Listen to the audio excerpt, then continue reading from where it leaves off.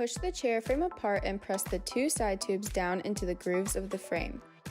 Pull up on the seat back handles and lock them into place. Unscrew the bolts and gaskets from the controller system.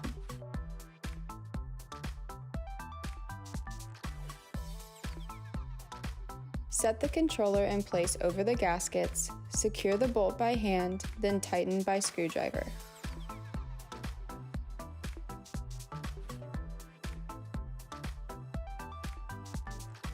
Secure the wire harness to the frame using the supplied plastic cable ties.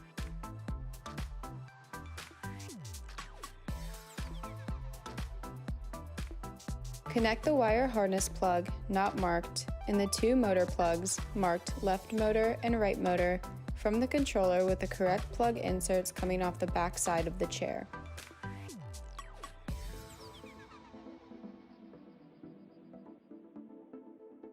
Install the footplate tray on the upper tube of the left or right of the frame.